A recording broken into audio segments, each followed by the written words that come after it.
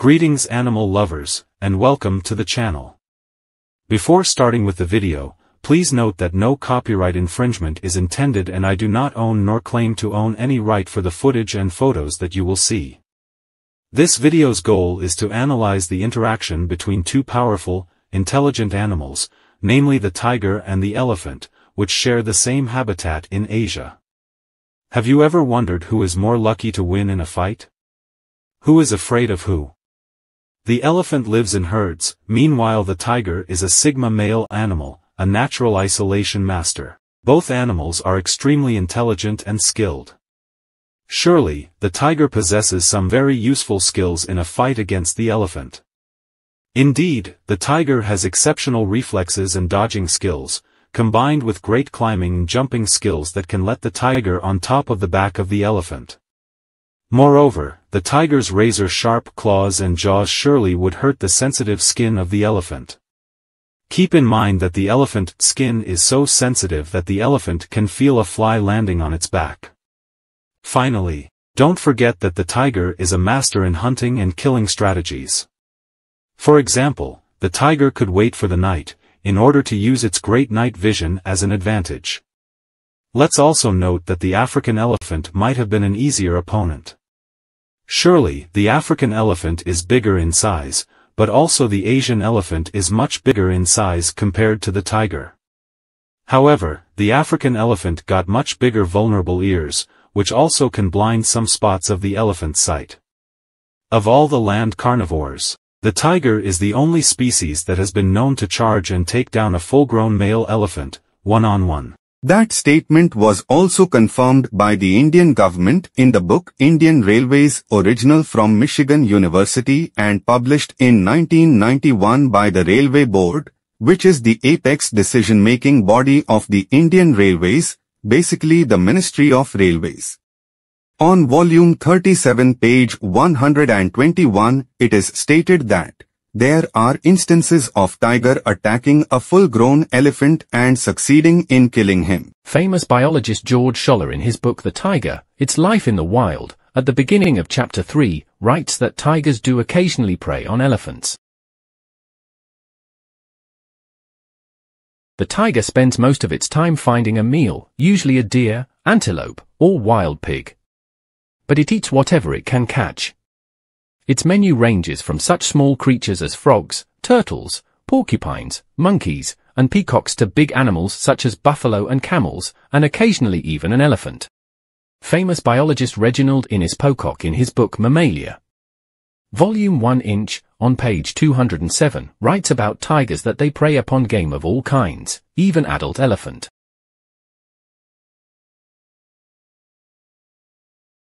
Famous zoologist Arkady Alexandrovich Slutsky stated in his book, Lord of the Jungle, on page 307, about Indian tigers preying on female and baby elephants. In India, the tiger hunts deer, zambara and spotted boars, female elephants and baby elephants, buffaloes, nilgaw, porcupines, peacocks and livestock. The director of the Chicago Zoo, Mr. de Vry, also claims that take a tiger in its natural environment, and there is nothing in the animal kingdom that can best it in a fight. An elephant, because of its great weight, might smoother the life out of a tiger if in an advantageous position, but it is too cumbersome to be a really dangerous antagonist.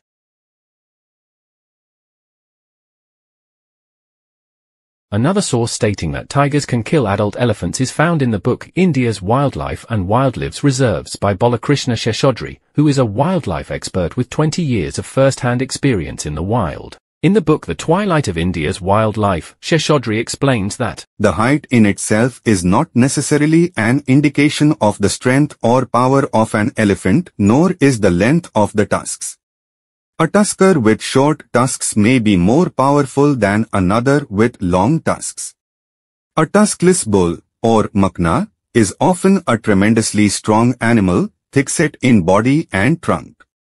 There are many recorded instances of maknas worsting big tuskers in fighting in the wild. The strategy and technique used to kill an elephant are well explained in the book Tigers, A Portrait of the Animal World, written by the critically acclaimed author Lee Server, who specializes in books of popular culture and literary history. He writes that tigers have been known to bring down an adversary as big as the elephant. He explains that the precise killing method a tiger uses depends on many factors: the timing of the tiger's attack, the type of prey, and the experience and aptitude of the individual tiger. When attacking a large animal, such as a camel, buffalo, or elephant, the tiger may try to hamstring the creature first, disabling it and making it topple, before moving to attack the throat. The immense size of these animals does not put the tiger off, but given a choice it will go for a smaller, young adult elephant or buffalo. Elephants and buffalo present special problems because they are so often found in herds. The tiger has devised a form of commando attack in such cases. It sneaks around the herd, looking to pick off a calf that has strayed. Out of fear of attack from the herd, the tiger hits and runs, killing or wounding the calf, and then lies low until the herd moves on and abandons the dead or dying calf. It is a tricky business, and tigers have been killed by herds as they try to maneuver around them. When attacking an elephant, the tiger tries to rip open the animal's trunk, making it bleed to death. The hit-and-run tactic is also used on buffalo and rhinoceros calves. The tiger's hit-and-run strategy is so famous that the Vietnamese revolutionary leader Ho Chi Minh adopted it to defeat the French colonialists. Ho Chi Minh described the French colonialists as like a mighty elephant, and the people as a tiger. If the tiger stands still, the mighty elephant will defeat the tiger. However, if the tiger attacks in secret, wounding the elephant in each attack, the elephant will slowly bleed to death. Next, let's check the book by the political scientist and member of the Association of Asian Studies, Ross Marley. In his book Patriots and Tyrants, 10 Asian Leaders, he writes about the war between tiger and elephant in Indochina, and about the technique used by the tiger to defeat the elephant. It will be a war between an elephant and a tiger. If the tiger ever stands still, the elephant will crush him with his mighty tusks. But the tiger will not stand still. He will leap upon the back of the elephant, tearing huge chunks from his side, and then he will leap back into the dark jungle. And slowly the elephant will bleed to death. That will be the War of Indochina. Especially in Indochina, where elephants used to be utilized in military as weapons, minor ethnic tribes, who were specialized in capturing and training elephants, had the traditions of testing captured male elephants by pressing one against a tiger. If an elephant survived the fight, it was considered ideal for battles. Needless to say, that it was a very tough training and some male elephants failed to pass it. However, the ones who succeeded, became of great importance on the battlefield. The exceptional training of Asian elephants is arguably the main reason why they defeated the African elephants during the Battle of Raphia in 217 BC. The Battle of Raphia was the first time that the Indian elephants fought against the African bush elephants. The battle waged near Gaza between the king Antiochus III and Ptolemy IV Philopator of Egypt. According to Greek historian Polybius, Ptolemy's African elephants could not bear the smell, sound, and sight of their Indian counterpart. The Indian elephants won that battle, and since then the Asian elephants are called Elephas maximus, which in Latin means the greatest elephants. So, back to the topic, would the Elephas maximus fear the Bengal tiger? How do these two powerful animals interact in the wild? In this photo we see a tiger walking in front of a herd as he couldn't care less, but clearly the elephants show alarm when a tiger is nearby. A recent study published in 2013 by Biology Letters compared the reaction of elephants to tigers and leopards' growl and found them to be very different. Let's have a look at this scientific study. The abstract reads, prey species exhibit anti-predator behaviors such as alertness, aggression and flight, among others, in response to predators. We examined the provocative effects of elephant-triggered tiger and leopard growls while elephants attempted to crop raid. Tigers opportunistically prey on elephant calves, whereas leopards pose no threat. Therefore, we predicted that the elephant response would be reflective of this difference. Let's check their result. Elephants vocalized in a reliably different manner to playbacks of tiger and leopard growls. They silently retreated in response to tiger growls and vocalized in all but one instance to the leopard growls. Indeed, a greater frequency of elephants displayed alert or investigative behaviors to leopard growl playbacks than to tiger growl playbacks. These behaviors included instances of elephants remaining stationary, searching for acoustic and olfactory cues, as well as elephants walking around and actively investigating the area. The dominant vocalizations in response to leopard growls, compared with the absence of vocalizing to tiger growls, were trumpets and grunts. elephants retreated stealthily from dangerous tigers, yet announced their presence by vocalizing, particularly through aggressive vocalizations, for instance trumpets, in the majority of leopard growl playback situations. The study, which is also reported in the website of the UC Davis University, could help Indian farmers protect their crops from marauding elephants and save the lives of both people and animals. The footage from which they gain their data is available on YouTube. Let's have a look. The first video is about the reaction of a group of elephants to a leopard's growl.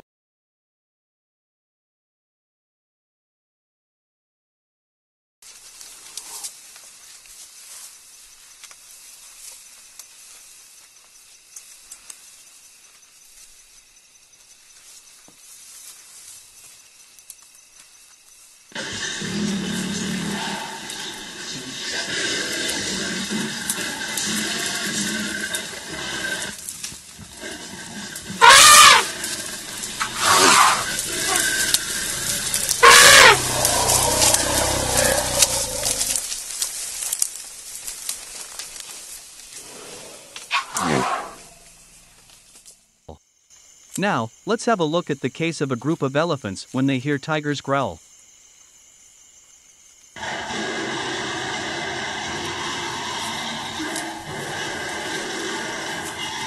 And now, let's see one single tusker reaction to tiger's growl.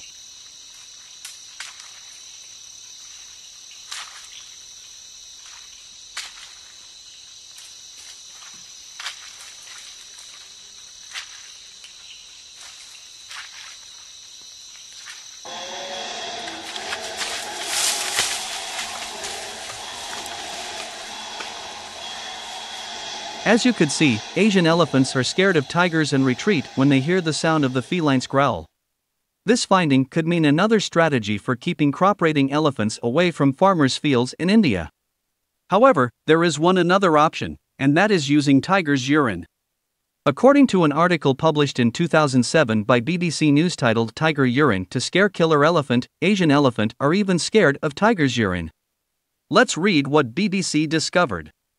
Forest officials in eastern India have advised villagers to stock tiger urine and excrement to scare away a killer elephant and his marauding herd. The elephant, named after Al-Qaeda leader Osama bin Laden, and his herd have trampled 7 people to death in the past 3 months in Jharkhand. Forest officials say elephants stay away from areas frequented by tigers. Elephants usually don't venture into the areas where tigers live. And the elephants can smell from faraway places, District Forest Officer Paritosh Upthaya told the BBC. Tribal villagers in areas where the rogue elephants are active have already begun going into the jungle to collect tiger excreta. These instructions have worked a bit as the numbers of deaths have been reduced, said Mr. Upthaya. So, I think we can safely conclude that Asian elephant are very scared of tiger, especially at night. Nevertheless, what would be the reaction of an elephant if it faces a tiger during daylight? Let's see some footage.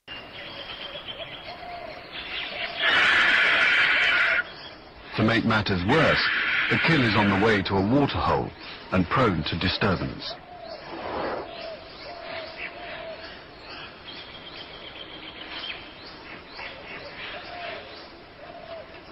The bull elephant is short-sighted and can't see too well. His acute sense of smell warns him of the tiger's presence.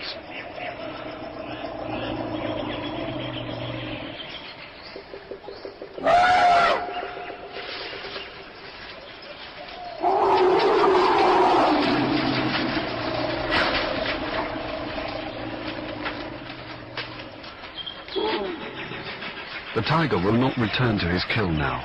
He's eaten enough for the day and wants nothing more than a cool, shady spot to lie up until nightfall.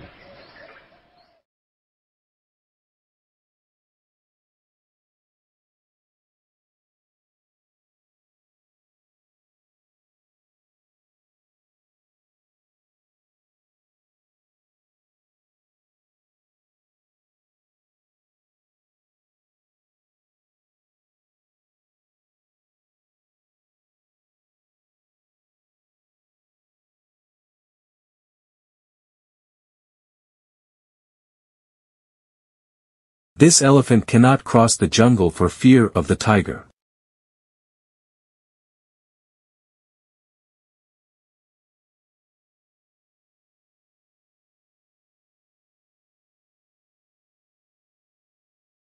Now let's look at their interaction near waterholes. You should bear in mind that elephants do not like to share their water resources and are therefore particularly aggressive near waterholes.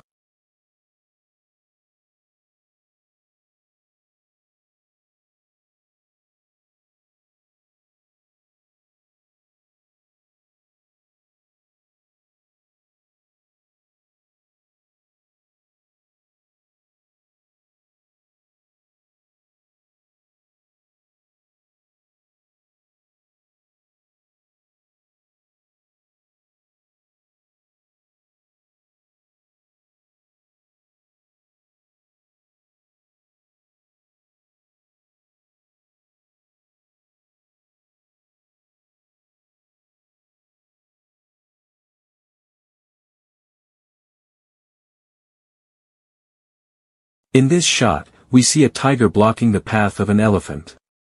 This brave elephant is unwilling to change paths and approaches the tiger slowly, cautiously and visibly nervous. The tiger waits until the elephant comes close and then decides to give way. Overall, both animals seem to respect each other.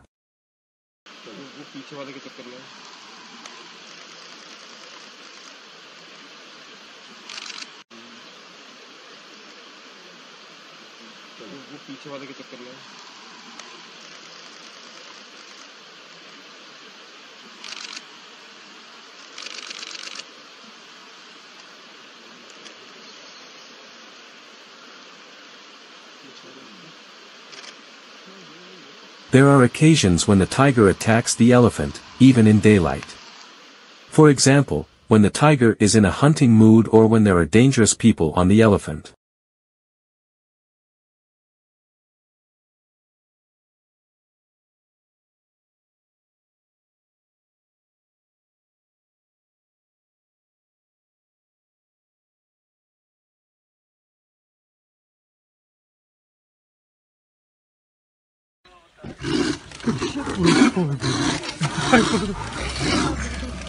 Lovely यार चुप रहे सिर्फ video ले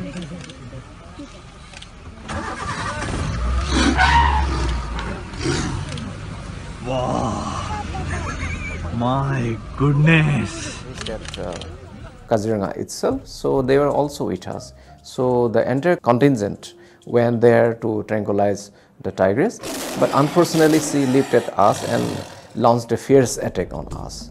So one of our Mahut, namely Mr. Siddeban Peg, was injured, and finally he was admitted to hospital. Now he is recovered and he is okay now. He is absorbed in a permanent post. Just after the attack, we fired 9 number of shots into the air, and she.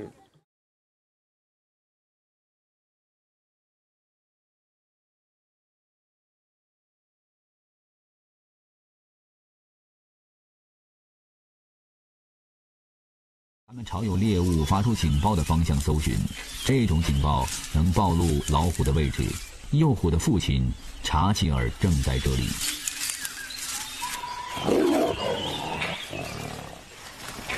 他在2周前的一场战斗中腹部受伤，那时他显得格外安静，但现在不可同日而语了。查吉尔又重获雄风。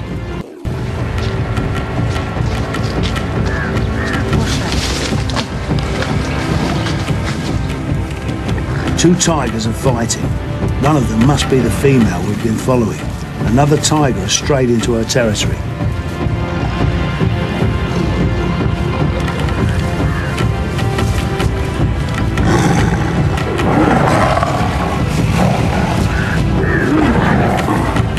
If her cubs are nearby, that would explain her fury.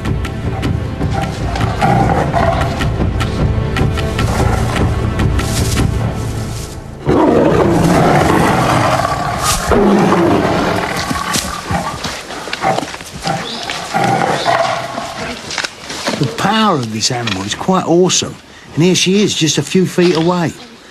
I'm glad I'm here with Chen Chung Kali. Oh, his first tiger. Oh, I must admit, the bottle did go. They are a bit fierce. Oh, our first tiger. Oh, well done, son. Well done, sweetheart. We saw a tiger. Yeah, we'll celebrate. We'll have a few of them, as it happens. Oh, my first tiger.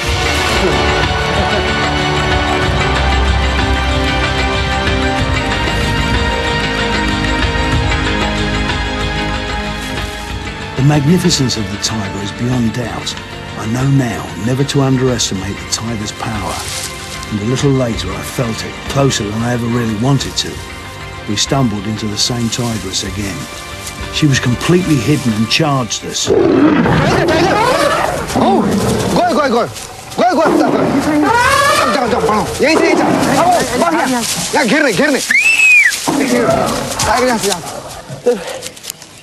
We were going through the thing, and suddenly there it was, and it was going for us. It was literally going for us. It had a head. Well, it must have been as wide as this. I don't know if you saw it on the camera, but I've never been so scared in all my life, and that's it. I've had enough. I'm going home now. It's really scary. Yes. Oh my God. Thank you very much. And there should be a government health warning. A government health warning about tigers. Tigers can seriously damage your sanity. I tell you that. I'm going bananas. Come on, sunshine. Let's go home. Whoa. In Jim Corbett National Park, a family of elephants is enjoying a meal in the sun. But nearby, a tiger is searching for his dinner. The elephants are busy eating. The tiger gets aware of the presence of these elephants in the grassland.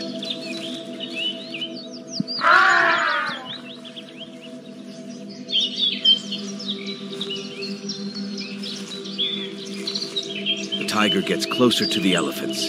He's ready to catch his dinner in the form of a small elephant baby.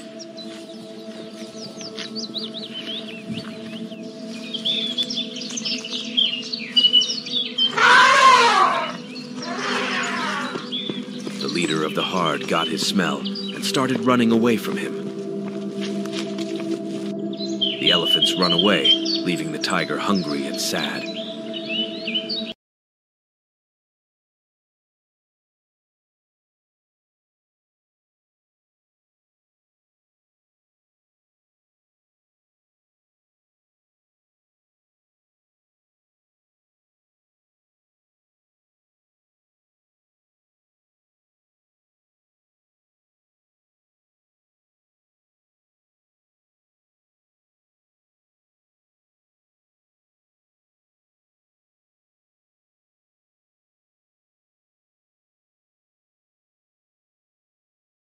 मरी वड़े थे भाई elephant मरी वड़े थे अभी सामने जाओ अभी सामने मरी वड़े थे अरे टाइगर याने अडिक्கிறது பாக்க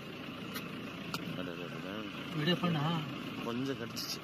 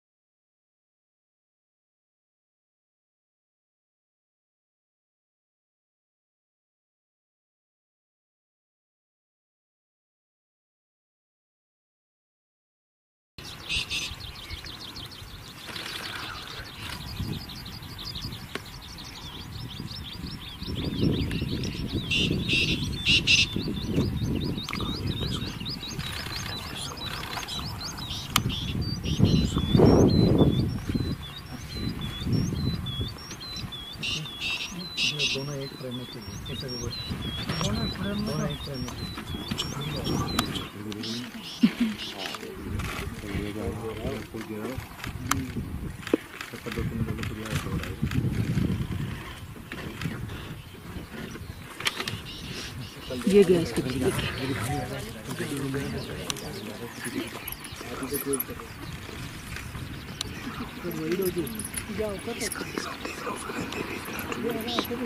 किसी ने नहीं आता हाँ हाँ मैं कर रहा हूँ रिकॉर्डिंग में है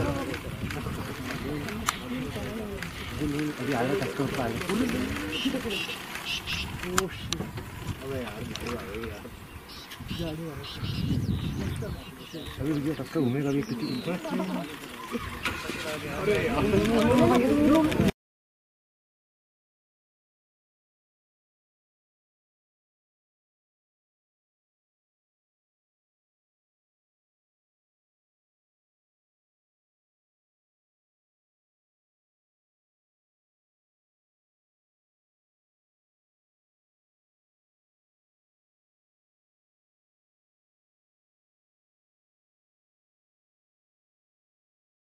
This image was taken by renowned wildlife photographer Rajoshi Banerjee, who added the accompanying description. Elephant herds with babies are very careful about tiger attacks. And tigers know too well that elephants are not an easy prey, especially during daytime. To my great surprise, a desperate Corbett tigress with 4 cubs to feed started stalking a big herd of elephants in broad daylight, causing utter panic and shrill trumpeting in the herd, and eventually causing the herd to bolt away.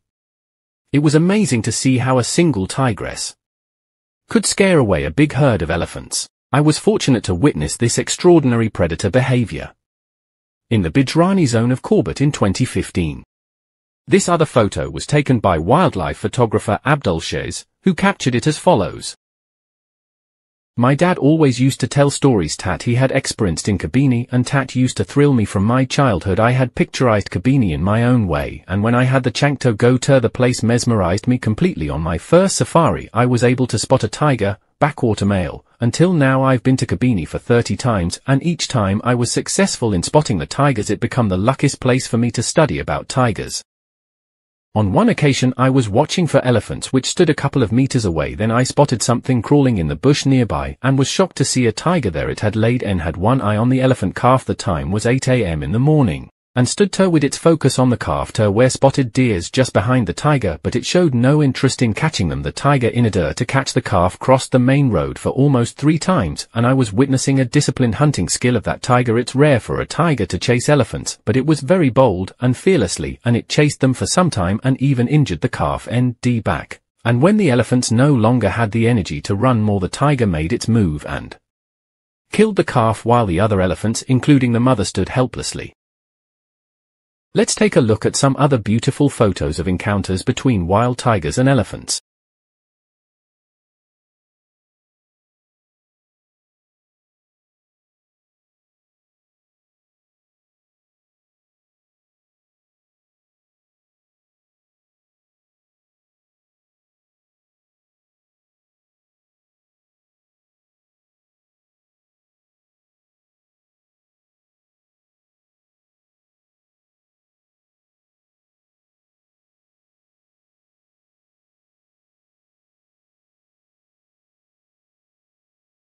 When the most powerful collide in the jungle, the immense power of the Bengal tiger and the Indian elephant is indescribable. The tiger decides to attack the elephant, not humans. He has the capabilities to fight any animal on this planet. His brute strength is indescribable. Elephant escaping is not unusual. He is in front of the wrong opponent who is ruthless, and if you are a giant, he will not hesitate to make a strong offer for you and also to overthrow you if he decides to sympathize.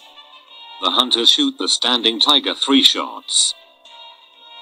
The elephant comes and runs over the dead tiger, I hope you have now learned some interesting facts, and please bear with my editing skills.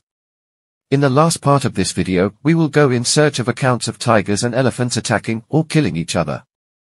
We will look at old hunting literature as well as more recent news articles. A number of reports of tigers attacking or killing adult elephants have been published in the Journal of the Bombay Natural History Society, a reputable scientific publication.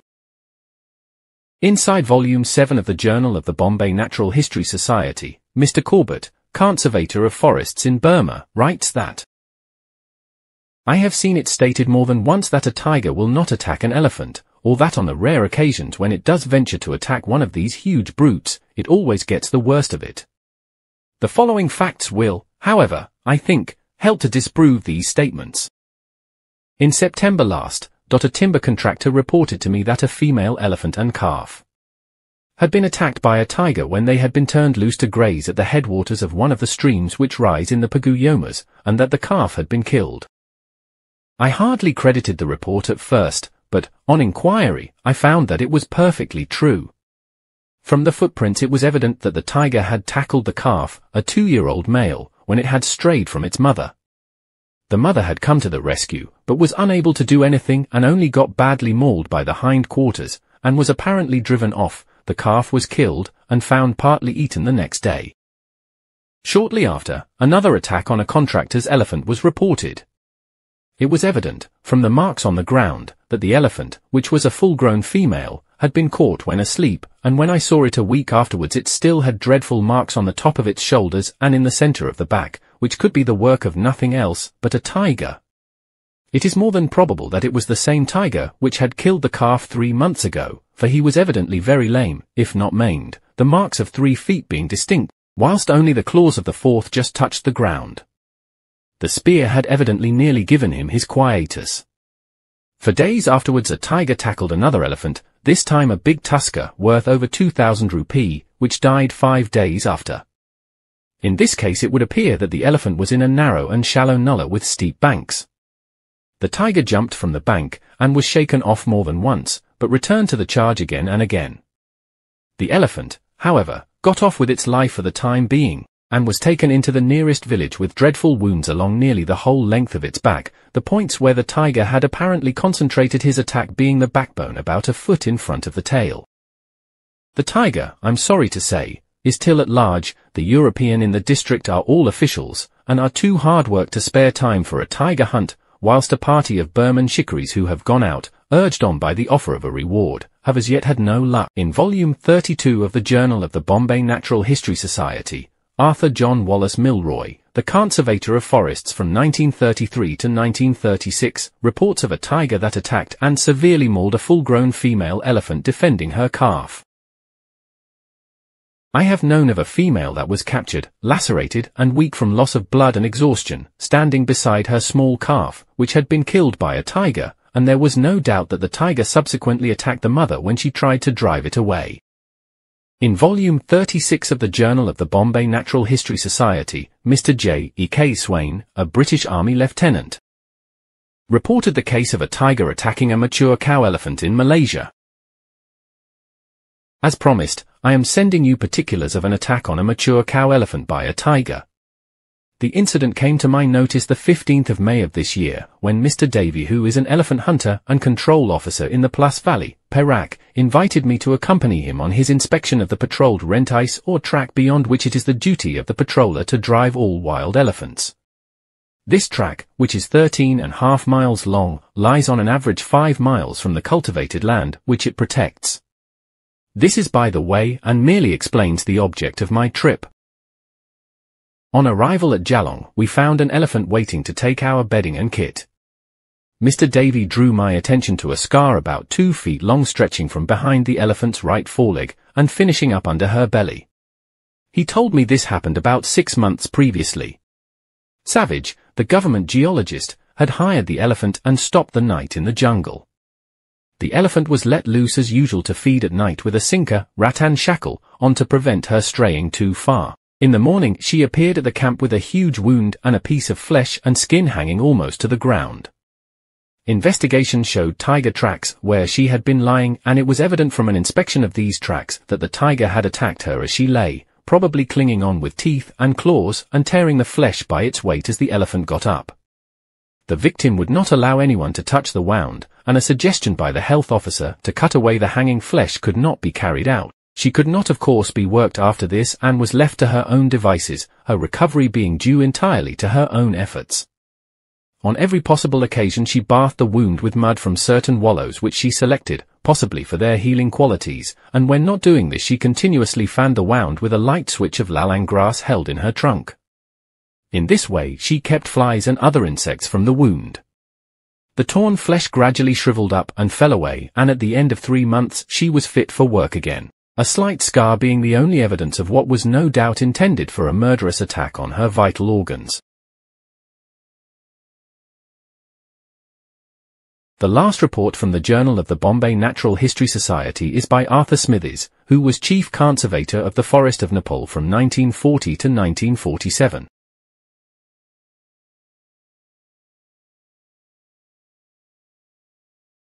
Before we read his remarkable account, let us first take a look at his book Big Game Shooting in Nepal with leaves from the Maharaja's diary.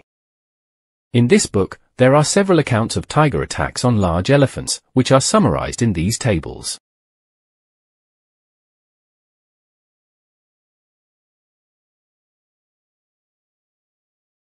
Finally, in Volume 42 of the Journal of the Bombay Natural History Society, forest scientist Evelyn Arthur Smithies documented the account of a male tiger and a tigress destroying a very large bull tusker elephant in a fight that lasted 3 hours and was witnessed by several people.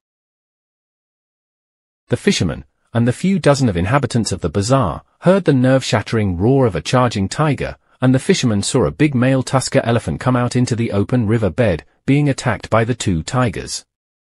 For 3 hours, the battle between the elephant and the 2 tigers raged up and down the river bed, in full view, in the moonlight, of the bungalows on the cliff.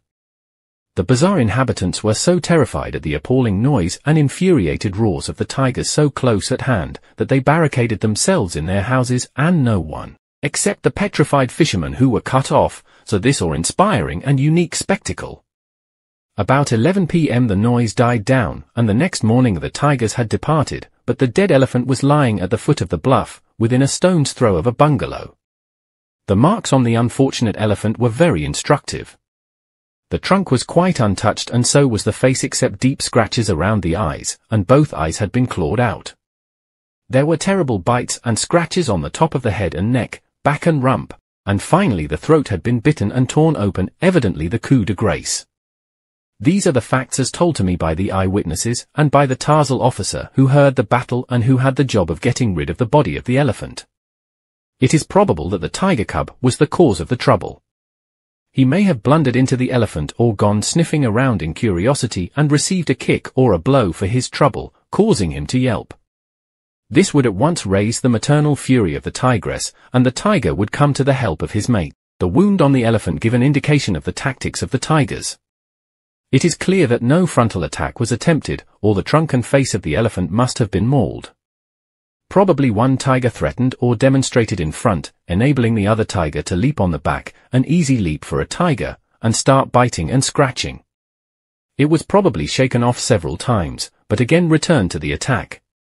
At some stage of the fight, one of the tigers must have managed to jump or crawl onto the top of the head and from that position to have clawed out the eyes. Perhaps deliberately, for it seems a natural instinct of the cat tribe to go for the eyes.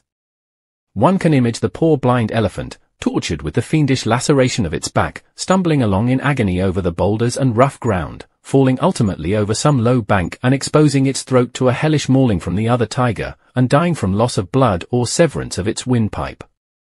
Truly the tigers took a terrible revenge for any possible injury to their cub.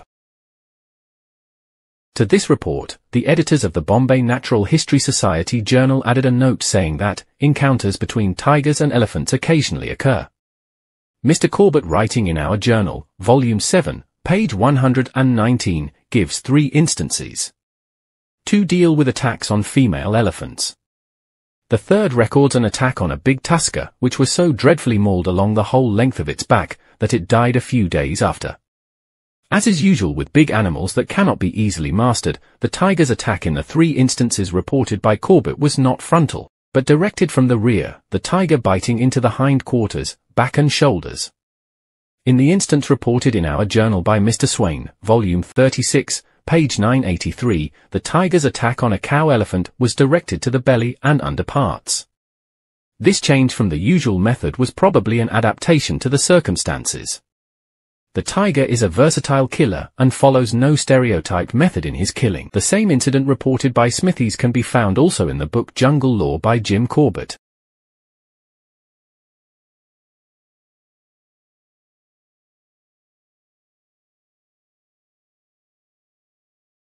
Please note that these reports from the Journal of the Bombay Natural History Society can also be found in the book The Asian Elephant by J. C. Daniel, who was director of the prestigious Bombay Natural History Society for over 30 years.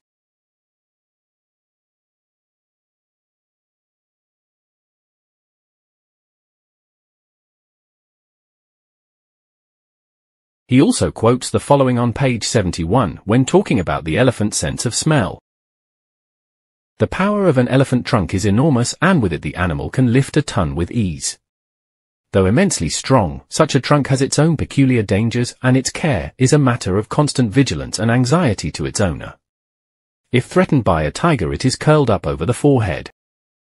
Next, let's check the book written by the Secretary of the Government of India, Vivek Sinha, titled The Vanishing Tiger. On page 180 he writes that, though other jungle inhabitants seldom interfere with an elephant, a hungry tiger will not hesitate to attack a solitary animal. The tiger will never let go an opportunity to prey upon calves and juveniles. J. C. Daniel in his book, The Asian Elephant, gives a number of recorded instances of tiger predating even upon full-grown elephants. Colonel Kesri Singh in his book, The Tiger of Rajasthan, has given an instance of a fight between a tiger and a big tusker in Assam.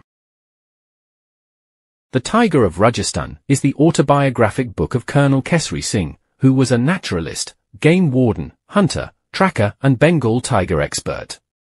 He and his party witnessed the episode of a tiger killing an enraged bull tusker elephant in a head-on battle in Assam. He called that episode Death by 1,000 Cuts.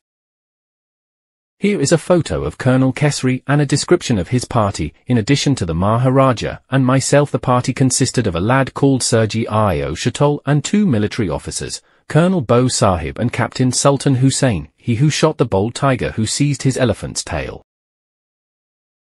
In chapter 15 he writes, the same trait in tigers is more forcibly illustrated by a story from Assam, for which I have excellent authority.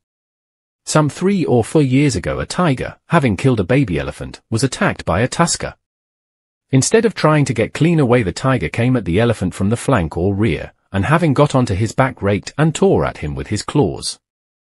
The fight went on for a long time, the tusker apparently trying to dislodge the tiger by running under and against trees. He seems to have succeeded in this at least once, but only for the tiger to recover and return to the attack. In the morning the area was examined and the story reconstructed from the copious signs left about the area. The aggressor had the best of it, for the party found the remains of the elephant calf and the dead tusker's huge bulk, atrociously torn, but the tiger had disappeared. Next, the book, The Biology and Conservation of Wild Felids, written by biologist David MacDonald, Director of the Wildlife Conservation Unit at Oxford University, and Professor Andrew Loveridge. On page 23 they write that, tigers depend on a large ungulate prey base and are capable of killing prey as large as adult Asian rhinos and elephants. They back up this claim with a reference to Mel Sundquist, Professor Emeritus at the University of Florida. He and his wife, biologist Fiona, spent 2 years tracking tigers on the backs of elephants. In the book, Tiger Moon, Fiona writes that, I personally never witnessed an attack by a tiger, but shortly after fieldwork began, Mel and Kitty had an encounter with Tigress No. 1 that neither will ever forget. Both Mel and Kitty wore headphones and were trying to monitor the tigress's radio signal above the elephant's noise. They stopped to pinpoint No. 1's position more exactly and found she was only a short distance away. Kitty climbed into a tree to get a better look into the grass. All 3 elephants were nervous, bunched close together, almost touching. Their stomachs rumbled and growled, and they slapped their trunks against the ground with loud, popping noises. Kitty was moving around in the tree, pointing with the long aluminum antenna. He began to speak, then everyone heard the meow of a young cub. Number 1 exploded out of the grass with a shattering roar. She made one leap up the tree and in a split second was on top of Kitty. He saw her coming and tried to ward her off with the antenna, but she flung it aside without noticing. She sank her claws into his thigh and buttocks and bit deeply into his leg. The force of her acceleration ripped Kitty off the branch and they both tumbled to the ground 15 feet below. No one could believe what was happening. Kitty's wife Pat repeated "Oh, my God," over and over again, her voice rising in hysteria, but everyone else was dumb with shock. Before anyone could move, the tigress charged again, her roars blasting through the silence. The elephants spun on their heels and bolted in blind panic ahead of the enraged tigress. Nothing could stop them. Equipment flew everywhere in a wild confusion of screaming and trumpeting. People clung to ropes or whatever they could find, trying not to be swept off the elephants in the headlong dash through the bushes. The 2 project elephants refused to go back in. Badai and Diplal, the drivers, whacked them fiercely with sticks, but the elephants only screamed and swung their heads from side to side, refusing to budge.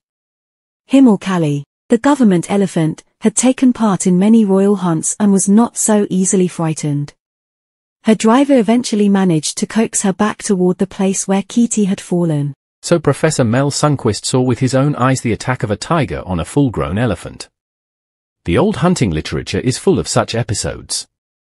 On page 20, the Sundquists explain in detail how tigers were hunted in the past. Let us read. For over 150 years, tigers have been driven toward hunters waiting in trees.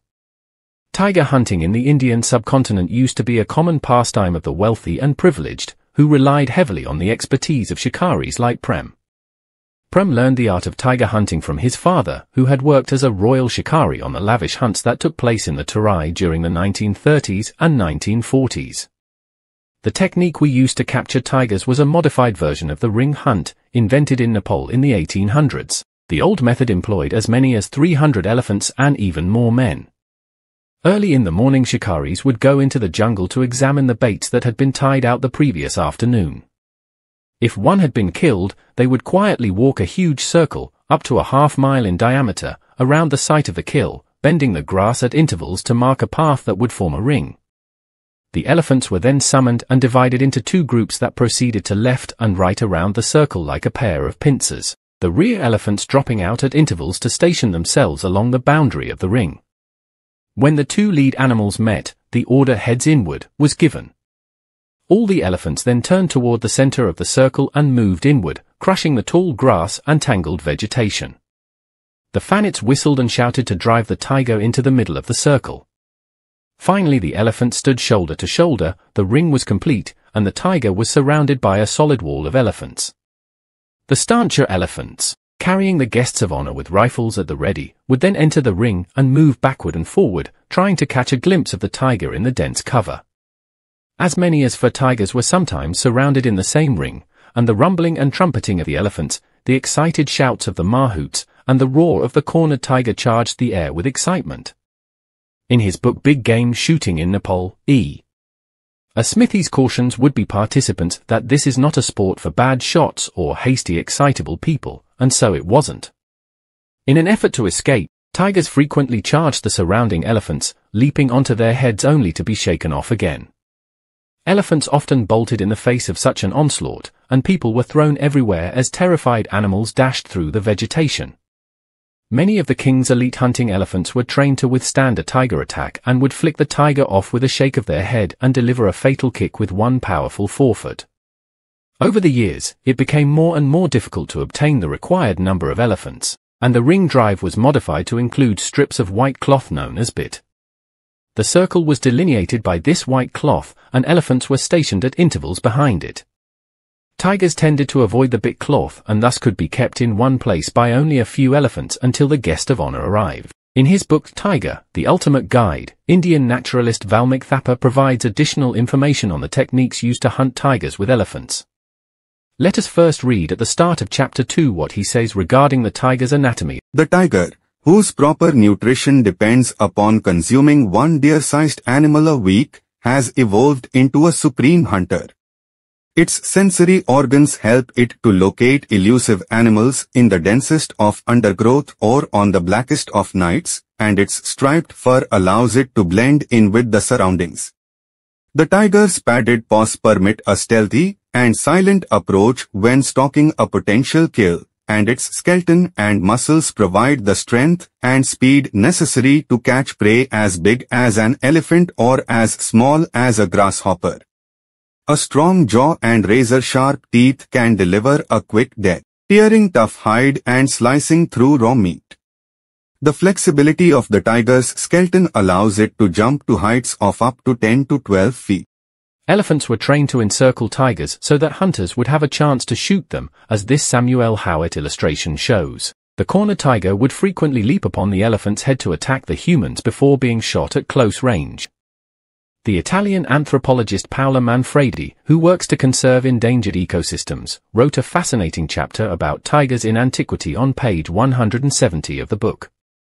She relates how the Indians informed one of Alexander the Great's generals, Nearchus, during his campaign in India that the tiger is an animal much stronger than the elephant, bigger than the biggest of horses, and no other creature can match it in speed and strength, not even the elephant. In the event of an encounter between a tiger and an elephant, the tiger could jump on the elephant's head and easily strangle it. Next, let's check the work by Roland Ward, which reconstructs the incident in which Prince Philippe, Duc d'Orléans, was attacked by a wounded tigress that very nearly ended his life.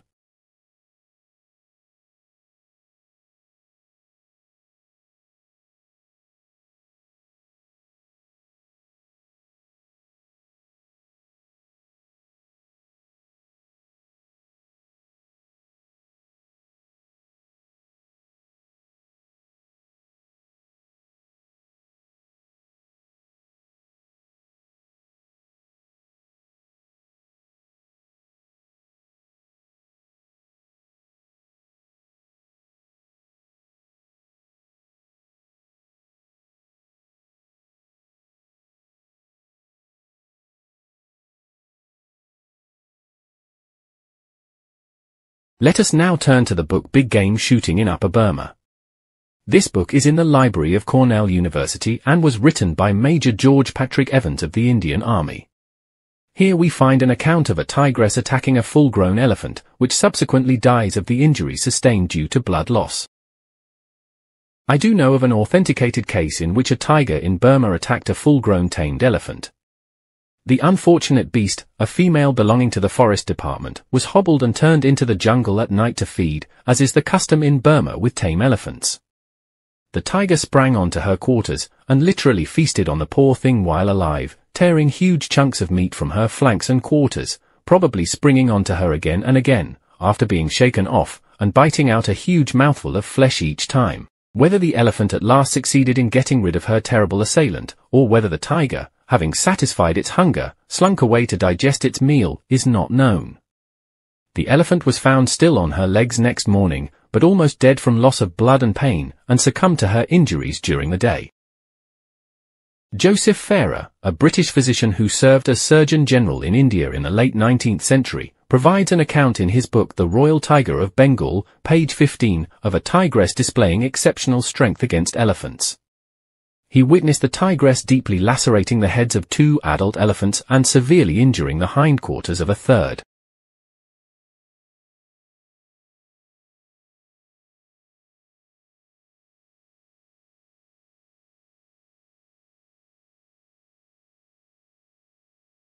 In a similar vein, on page 46, Farrer describes another incident involving a tigress that single-handedly incapacitated a large elephant.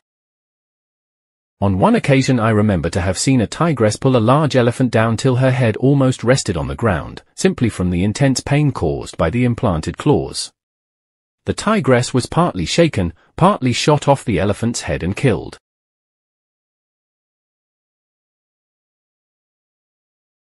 Now, let's check the book Speaking Widely by Jack Denton Scott. It reports the account of a tigress badly mauling an elephant 10 times her size, before getting shot dead by a man. English sportsman F.C. Hicks had a tigress charge out of the grass and leap on his elephant's hindquarters to get at him. He shot her, she circled and again leaped on the elephant, clawing and biting the huge beast until she died. The elephant, 10 times the size of the cat, trembled and trumpeted in terror throughout the attack. It is not only because of courage like this that I consider the tiger the true king of cats. Furthermore, the book documents astonishing accounts of tigers able to charge after being shot to vital organs. The great cat's fatality is also astounding.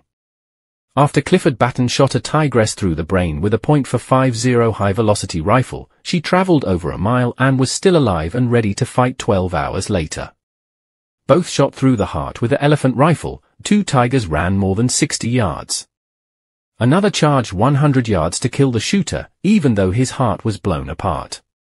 A tigress drilled through the stomach with a .577 lived without food for 11 days to attack again in a fierce charge. Next, let's check the famous illustrated newspaper Popular Monthly by Frank Leslie, which can be found in the University of California Library.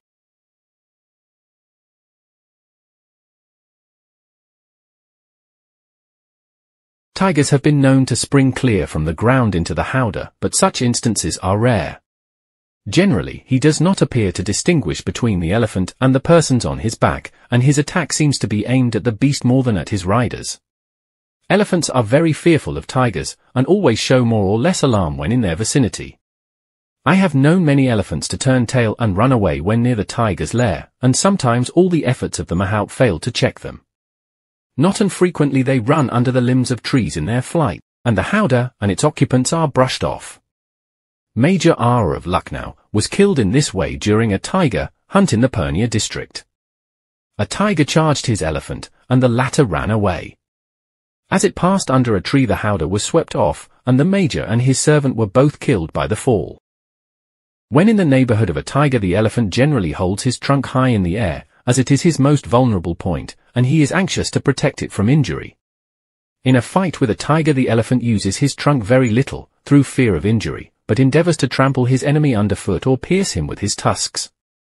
Once let an elephant get his heavy foot fairly on a tiger, and the fight is soon over, it is all up with the yellow-coated thief, or, rather, it is all down with him. But in the majority of fights between them, the tiger generally gets the best of it, or would do so, if man did not come to the elephant's aid. In one of our hunts in the northeast we had one elephant killed by a tiger, or, rather, he was so badly hurt that he died the next day, and another very severely wounded. Even the elephant's thick hide cannot resist the tiger's claws, and as for his teeth, they have been known to make an impression on a plate of iron. Let's move to the book Incidents of Foreign Sports and Travel by Colonel Pollock, who was a British military officer in India and got tons of experience hunting tigers. On page 39 he writes that shooting off elephants out of howdahs is very exciting.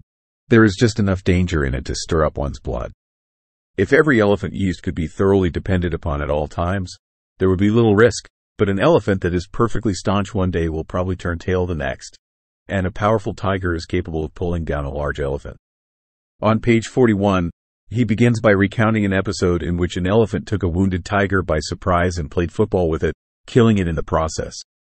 On one occasion, Archie C., lately Deputy Commissioner of Kamrup, then in charge of the Barpeta subdivision, and I were beating in the douars for whatever we could get.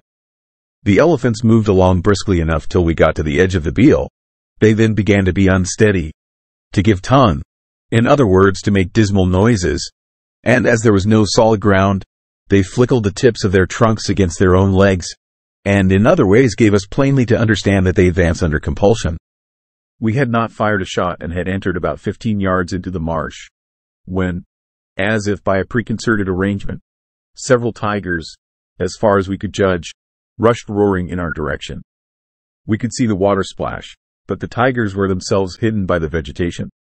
We opened fire a little ahead of the moving grass, but I don't think we touched one of them. The uproar now was more than our elephants could stand, even packed as they were, so they broke away from the mahouts, spun round on their own axis, and made a strategic movement to the rear. One tiger which followed my mount to the very edge of the cover I got a glimpse of, for I had turned round and stood in the howdah, looking back, expecting what had occurred.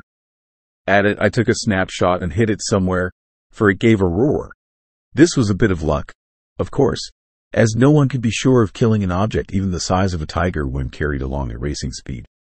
But Lakshmi was a very smooth goer, and so used was I to living, as it were, on an elephant's back, that I was tolerably at my ease whether it was standing still, walking, or at full gallop, which is by the way an amble, for elephants move both legs on one side at the same time. From constant practice, I could shoot snipe off their backs nearly as well as I could on foot, and this knack has stood me in good stead when being chased either by a buffalo, rhinoceros or tiger, as I think the reader will acknowledge when he has read more of this volume. If the elephants were in a funk before, they were now doubly so, literally trembling with fear, and it was only by a free use of the ankus, or driving hook, they could be induced to advance. Again, the tigers tried the same tricks, but with less success this time. One charged home. We found afterwards that it was the one I had fired at, and bit an elephant in the leg, near the foot, but who was the nearest, neatly bowled it over. The others, finding our phalanx unbreakable, wheeled off to the right and left, and took refuge in a nasty boggy part of the Beale, into which the elephants could not penetrate. Fortunately, C had some rockets and other fireworks with him, and after discharging a few infernal machines, we started the game afresh. They did not attempt to leave the marsh, as the country on our right side was open, and on the other our elephants had trodden down the grass, so that there was no cover for them to hide in if out of the quagmire. C now went to one side of the Beale and I to the other, where I was on pretty firm ground. Everywhere we beat about, but could not see a sign of a tiger, and there ought to have been one, if not two. Getting out of the swamp, I halted close to a bush, to watch C. I saw him raise his gun and fire, over the side of his howdah, and the next moment a tiger sprang clean off the ground, and seized hold of the lower bar of it with both teeth and claws. There was a crash, the elephant fell onto its side, sending C and the mahout flying, and then there was the devil's own hullabaloo where the mass of flesh was struggling. I was glad to see the bipeds pick themselves up as I started for the scene of the accident. On moving off, a sound made me turn round, and from the very bush by which I had been standing for 5 minutes or more, out rushed a tiger. I fired in such a hurry that I am ashamed to say I missed with both barrels. Before I could get to the fallen elephant, a huge mukna, a tuskless male, he, after moving his legs up and down like a pendulum, recovered his feet, and immediately commenced to play football with the tiger, kicking it forward with a hind foot, and throwing it back with a fore. If the brute had not been dead, he could not have long survived such treatment. We had to take 2 female elephants, one on either side of him, before we could pacify him and get him away. The only wounds he had on him were the claw marks of the tiger's hind legs, by which he had clung to the elephant's belly. The howdah was smashed to bits.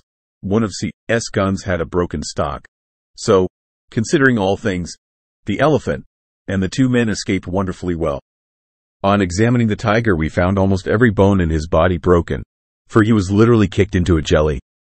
C's last shot had caught the foe fairly in the chest, passed through the lungs and stomach, and made its exit close to the rump. If the elephant, who was standing on a declivity which gave way, and caused him to fall, had not squashed him, the tiger must have died of his wounds. On page 395, Colonel Pollock narrates another interesting incident, this time involving a big powerful tusker. Let us read. The mahout was a Mussulman, and as such a fatalist, he had seen me kill much game. Very few of these men are cowards, and if they have confidence in the shooting powers of their master, they are almost foolhardy. I did not doubt the man, but the question was, how would the elephant behave? He was a big powerful tusker. Still, he would not go into the bush, but we were saved all further trouble by the tiger rushing out. The elephant spun round to bolt, but the feline was too quick for him and sprang onto his hindquarters and commenced to clamber up rather too close to the howdah to be pleasant. Our steed went off at full speed. How he did run, to be sure. I had no idea he possessed such a nice turn of speed. I was rather upset by this sudden onslaught, and the pace we were going at.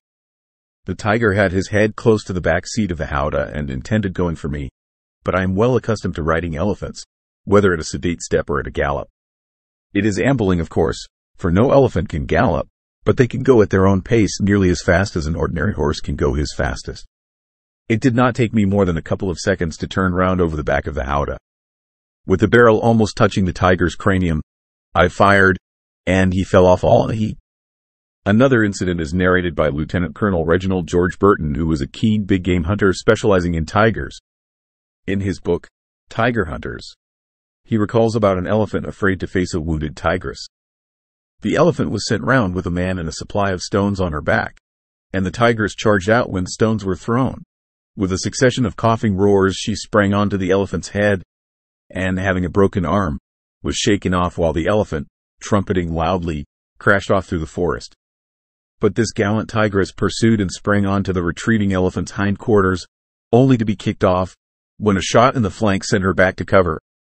Here we soon found her in an exhausted condition, and finished her off, but by this time the terrified elephant had fled back to the tents and had not stopped on the way.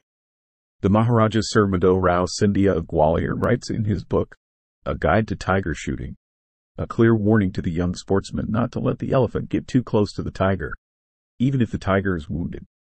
When a wounded tiger is to be tracked on an elephant, it is right that the advance should be made cautiously in the direction the tiger has gone, taking care that the elephant is not taken too close to the tiger. Otherwise, the danger is that the elephant might be mauled and spoiled for good for tiger sport. It is advisable to put buffaloes or goats in front of the elephant, as by this means the wounded tiger will be located with ease and without risk. From one Maharaja to another, we now come to the book, 37 Years of Big Game Shooting in Cooch Behar, the Duars, and Assam. This book was written by Maharaja Nripendra Narayan of the princely state of Cooch Behar in India. Let us first take a look at the photos of the elephants that the Maharaja used for hunting tigers. Keep in mind that those are the elephants that got badly mauled by the tigers. On page 4 it says, the second largest tiger bagged during the shoot. He measured 9'10", as he lay, proved a splendid fighter. Charging among the elephants, he mauled several badly before he met his death. On page 14 the Maharaja writes that, here our party ran into a tremendous fighter, in the shape of a tiger, for which at the time we were absolutely unprepared. All were quietly looking about for peafowl, when, without the slightest warning, up jumped a tiger, Neller, who had only No. 5 shot in his barrels, let fly at him, and Thomas, who next came on him, found him savage enough. The beast lost no time in charging, and very nearly made it good. As it was, he got onto the elephant and made a big hole in his ear before he got his quietus. On pages 19-20 there is the account of a single tiger badly mauling 7 adult elephants before being shot dead. One of the tigers showed tremendous sport. The first day he got away altogether. However, we got onto him again on the second and bagged him, but not before he had badly mauled 7 of the elephants.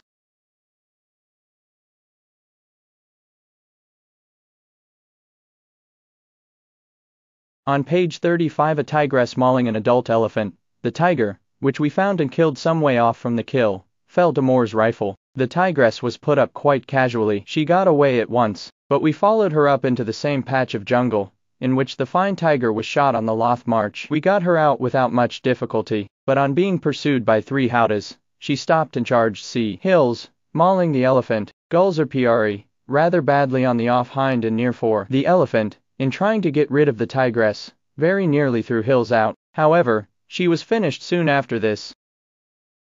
On page 49 another tigress, this time biting badly over the elephant's eye. On page 60 the story of 2 tiger brothers mauling adult elephants, including a big tusker named Kennedy. At first things did not look at all promising. The jungle was so small that I really expected nothing out of it at all. No sooner, however, did the beat begin than a shot told me we had found. Almost immediately after a second tiger got up right beneath my elephant, but I was so intent looking out for the first one, that I did not notice the second, and this one led us a rare dance, before we had done with him. Bignell hit him but too low and far back to stop him.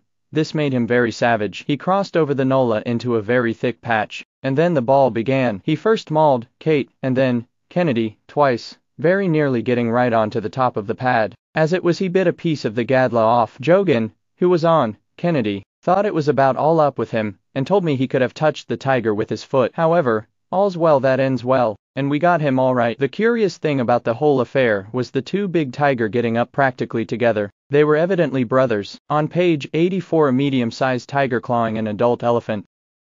The second day after this at Barahamua we bagged a medium-sized tiger, remarkable for nothing but clawing an elephant. On page 144 a wounded tigress attacking an adult elephant's head. Early next morning Ashton woke me up to tell me that Bully Shikari, who had gone out to see the kill, had come across the tigress in a small patch, about twice the size of my tent. We got on pads at once, there being no time to put on howdahs, and went out. Beating through the patch the first time we found nothing, though one of the mounts fancied he saw something moving in the grass. We then beat back and this time she broke forward all right. Several shots were fired and she was certainly hit, but she still kept going until we lost sight of her in the burnt grass. As we were looking about, suddenly Dick Cunningham came right on top of her, and before you could say, knife, she was on the elephant's head, striking at the mount. Fortunately the elephant managed to chuck her off, and McCabe finished her on the ground. She was a good-sized tigress, measuring 8'8" in total length. On page 200 there is the account of a tigress, who proved to be an exceptional fighter. We found a real good fighting tigress close to camp on the 9th. The day before, we had seen a dead cow, and we started operations by inspecting the place. I saw pug marks and fancied they belonged to a tiger, and not to a leopard as some thought. The first 2 beats were blank, and we then tried a small patch, on the other side of the nullah, out of which a tigress came out. 10 Ezra. He fired, and on receiving the shot she charged at once, Ezra's elephant swinging round and making off. The tigress then swam the nullah and Burgess and Ashton got shots at her, as she was crossing. Believing the beast was wounded and meant mischief, I only sent on 4 guns as stops, joining the line myself, with Smythe, Paree and Ashton. We hadn't gone very far when I heard a roar, and the next moment elephants were flying round in all directions. Unfortunately she had singled out a pad elephant on which to wreak her vengeance, and she got well home on him, giving him a nasty bite over the eye. The elephant carried her on his head for a few seconds, and then chucked her off. She next began charging the elephants indiscriminately, and presently came in my direction. I had her carefully covered with my 450, and was just on the point of firing when my elephant suddenly turned tail, and went for dear life, I holding on all I knew. After a bit the mount managed to get my beast back, and as I did not want any more elephants mauled, I called in all the howdahs, and forming line moved towards the place she was last seen. I was beginning to wonder if she had managed to sneak off, when, with another roar, she went for Paree and actually scratched old Sagaria on the trunk before Paree dropped her. For her size, 8, she certainly took a lot of beating as a fighter. Finally, on page 380 the Tusker Kennedy got mauled again. The first beat was on the Jury River, east of camp, and in it the tiger, which by the way was supposed to be a leopard, got through the guns. The second beat put him up again, and this time he was full of fight and succeeded in mauling Kennedy. Then he disappeared, and it took a third beat, in which he mauled another elephant, to make him break cover. Jit and James eventually finished him. Next, the book, In the Grip of the Jungles, by George Hogan Knowles, a writer by profession. The book is about his experiences in British India. Knowles has to be taken seriously. Let's read the preface on page 9. If there is a man fully equipped to write a book, it surely is this author, who has spent over 30 years roaming in that wonderful land. He has left his footprints everywhere between Bombay and the topmost heights of the mighty Himalayas. He has trodden the unknown ways of the jungle, and lived the life of the people. Knowles witnessed fights between wild animals, and saw large tuskers fight tigers. The first impressive fight is on page 26-27, where the elephant managed to defeat the tiger, although the tiger was already wounded and exhausted. Mrs. B now motioned her head towards the plateau. At that instant the tiger sat down, and as he did so, I saw to my surprise, a female elephant with a calf, coming down the pathway to the stream below. Then another elephant followed, and then, to my complete discomfort, an enormous bull elephant, with a formidable pair of gleaming tusks, slowly felt his way down to the stream, where the other elephants had begun to splash themselves with water. Then, suddenly, events came crowding together, crammed into so short a space of time, that scarcely a breathing interval in which one might hope to collect one's thoughts, seemed to have been granted by Hanuman, and by the gods of darkness and thunder. All nature seemed disturbed. Towering over the great jungle, colossal trees like solemn chieftains bowing in silence before the sullen mood of a capricious empress dipped their branches in obedience, lest a leaf should flutter, and rouse the ominous stillness. Under the mantle of gloom, the elephant herd froze like black boulders, and the tiger crouched lower. The danger of Mrs. B.'s position struck me instantly. The Dalbergia Sisu, an inferior rosewood tree, being peculiarly brittle and shallow-rooted, is very liable to be blown down in a violent storm, or to have its branches torn off. I was therefore, now, as much concerned for Mrs. B. as she was, apparently, for me. Suddenly, a blinding flash of lightning, followed by a terrific crash, seems to shake the darkening glen. It seems as if a shell hole, must for a certainty have been gouged out somewhere close by. A distant tearing through timber approaches nearer, and a wind sweeps through the grove, then dies down. The tiger rises, turns right about and, with long, crouching strides, makes straight for my anthill. My thoughts are surging. Can the monster possibly have my cover in view? Does Mrs. B suspect it? Her rifle is up. The tiger is passing the tethered buffalo, who, with head down and a front leg,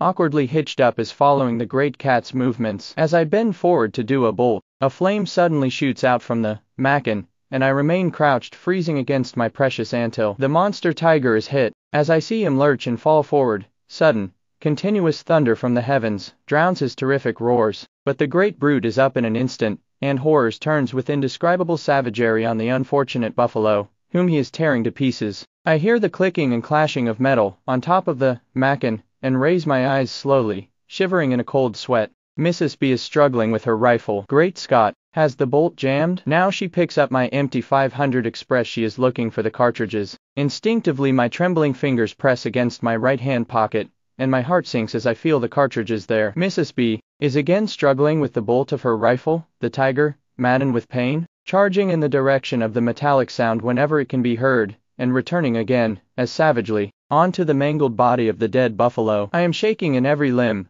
lest the monster should see me, or hear my feverish breathing. Then, suddenly, the storm bursts, and I see the mackin swaying and crashing against the wind-swept boughs. Through the ceaseless fury of cyclonic wind, and darting streaks of molten lead, the tiger's awful rumbles and roars of pain and anger can be heard, piercing the glen carried to the elephant herd hugging their calf. For, suddenly, as the floodgates of heaven open, through the lashing torrents of rain, I see the great bull elephant striding uncannily towards us, across the open glen, shaking his huge head and tusks. Heavens! I feel dazed, benumbed. Mrs. B is clinging to her tree for dear life. Suddenly our two rifles come crashing down, and the tiger, now beginning to stagger, lurches forward in hideous rage, to maul anything he can get, but his arch-enemy, his disputant to the jungle throne, is on him. So rapidly has the tusker come up, almost under Mrs. B, as heaving tree, the fierce elephant a phantom, a nightmare. In the misty spray of drenching rain, that rebounds off him, charges the wounded tiger, in a blood-curdling manner. The striped monster swerves round towards my anthill,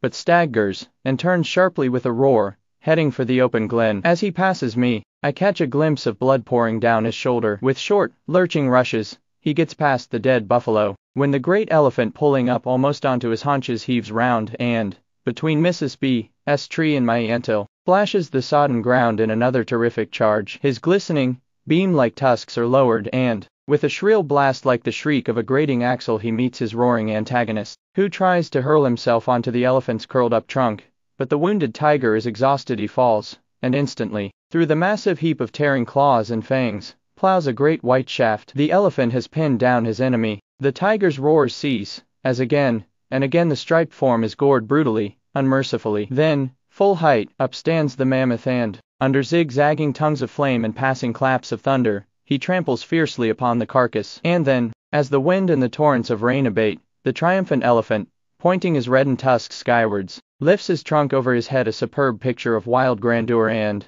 with a loud trumpet, strides back across the glen with a majestic swing.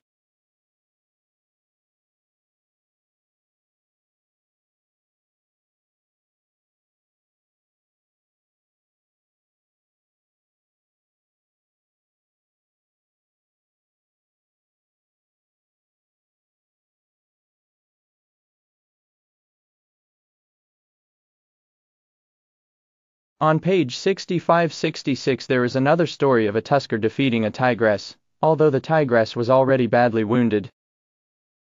The two boars were on their mettle, and kicking up clouds of dust. Suddenly there was a yelp like a war cry from the dozen or more dogs present, and they rushed upon the pig. For a moment the sturdy defendants seemed to be entirely overwhelmed, but with the burly obstinacy of their race they ripped to the right and left, trying to push forward at the same time. Two dogs were actually carried along a short distance, on the back of one of the boars, while some 2 or 3 dogs were lying on the road boars to combat. It seemed evident that the boars would soon be borne down by the little bloodthirsty creatures, when suddenly one boar broke away into the high grass, on the far side of the road. Some dogs followed, but after a short interval they came racing back. This struck us as being very strange, for the wild dog has no mercy, and will run his victim down to death. Suddenly bright crimson rays shot across the grassy plain, from the great fiery globe that reddened the eastern hills, and hung over their summits. Surrounded and torn by the merciless dogs, the poor boar on the road had his head poised up in the agony, as it looked, of a last effort. We decided to shoot at the dogs in order to save the poor pig. The elephant on which the Ra and I were riding suddenly became restless, and up went Major B.'s rifle, but, before he could fire, we saw the mount quickly grip his arm, and point to the right, into the grass. Over the struggling mass below, Major B.'s rifle went up again, and we followed the direction anxiously, but could see nothing in the dense high grass. A few seconds and a tongue of flame darted out of the cold steel barrels with a crash, followed, to our great surprise, by the deafening roar of a tiger. The red dry grass in front of us is immediately a rustling and shaking expanse of stampeding animals, and with the exception of a few of the bolder dogs, standing at the edge of the road, and panting with their tongues lolling out, looking fiendishly at the poor boar, all have disappeared. We hear the loud savage growls of the tiger continuing, and we move in that direction. We push our 2 elephants over the forest line, where some dying dogs are struggling beside the collapsing boar, and have moved forward about 100 paces through the thick grass, when in a small open clearing we suddenly come face to face with the tiger, hit apparently by Major B.'s shot, in a death struggle with the boar that had escaped. We could now understand the reason why the dogs that had followed him had so promptly returned. Both the tiger and the boar seemed to be badly wounded, and in pain and rage are tearing fiercely at each other. In the surprise of the moment our elephants swerve badly, but the mounts are plucky, and know what to do, handling them firmly and silently. It strikes us instantly that it is a tigress, from her size and general conformation. She is on top of the boar, who throws her off suddenly, with a wonderful exhibition of strength, rushing forward immediately, and ripping her terribly in the bowels. With fierce gasping roars in rapid succession, the tigress springs again, but she is facing us, and we are immediately seen. There is no possibility of a shot from off our turning and twisting elephants, and now as quick as the sweep of a sharp-edged blade she leaves the pig, and we see the gorgeous flash of black and red, flaring in front of us, while a few chance shots pass wide of the mark. Instantly before we can realize what has occurred, she alights on the trunk of Major B.'s swerving tusker. As her huge open claws and teeth are embedded in the frantic elephant's soft flesh, a loud shriek of pain escapes him. The tigress seems to be clinging savagely just below his forehead, and the mount,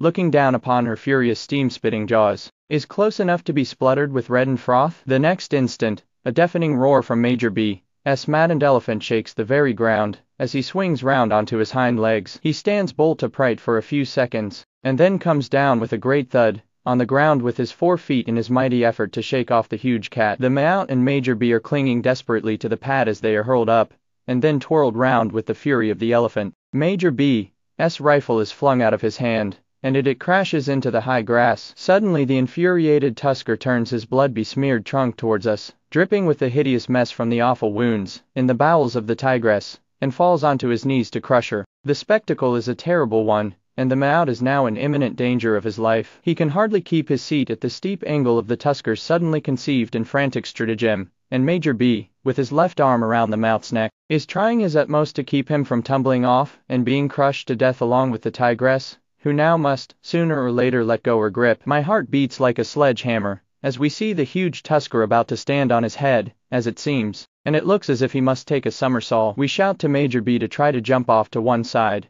while we are doing our best to persuade our elephant up to rush the tigress when she springs away, as we expect her to do any moment in order to save herself. But no, the tigress is fighting with the ferocity of a mother that has cubs. Suddenly, as we expect the worst to happen, the tigress loosens her grip, and falls under the trunk of the elephant. Streams of blood pour down the tusker's forehead and trunk, and splash the white fur, which the tigress shows underneath as she lies struggling on her back with her protruding claws striking the air in fury. Her hind quarters seem to be under the kneeling weight of the tusker's head and trunk, and she is apparently pinned. The Ra is sitting in front of me, and now raises his rifle quickly, trying to take a careful aim at the head of the tigress, roaring and spluttering close in front of the tusker's curled up trunk. The shot is a risky one, but something must be done, and I let the young Ra take it. The roars of the tigress cease as the sharp report of the rifle echoes through the hills. At this instant we see Major B. scrambling down off the pad so dangerously inclined forward. We immediately bring our elephant up cautiously behind the tusker, and make her sit down quietly some 30 paces away to pick the Major up without delay. Major B has scarcely reached our elephant when the tusker suddenly rises to his feet,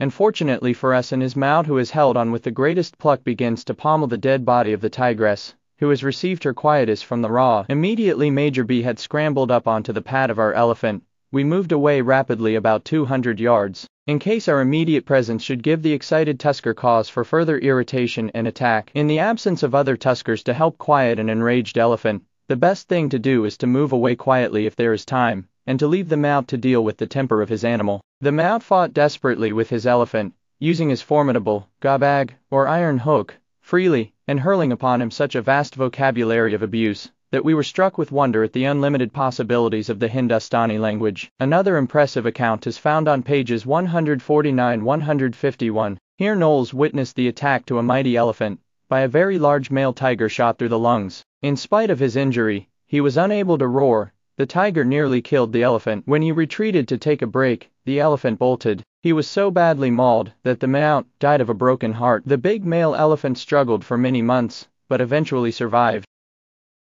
Some years ago Diggs and a shikar friend, who was also a reputed sportsman, took leave together to shoot over some special ground, which Diggs had in view, a hotbed for tiger, as he calls it, in a secluded valley known as Pathapani, literally rock of pure water, situated somewhere in that vast tract of government forests, covering the lower Himalayas, between the hill stations of Nainital and Lansdowne. For the purpose of this story, I shall refer to his friend as S.P. He was a great shot too, and he and Diggs could print their initials on the target. Their rifles were the 375 and the 400 high velocity, small bores, but they went in for selection shots, such as the head and the neck. We were once trying to bring to account an enormous tiger that was terrorizing all the cattle stations in the neighborhood. His pug marks, up the ravines and on the forest roads, were as large as soup plates. We had never seen anything like them before. It was our first visit up a beautiful valley called Pathapani, in a country where we subsequently bagged 9 tigers and 11 panthers in 2 weeks. The ground was quite new to us, and we spent the first few days exploring and tracking. We had 4 good elephants with us,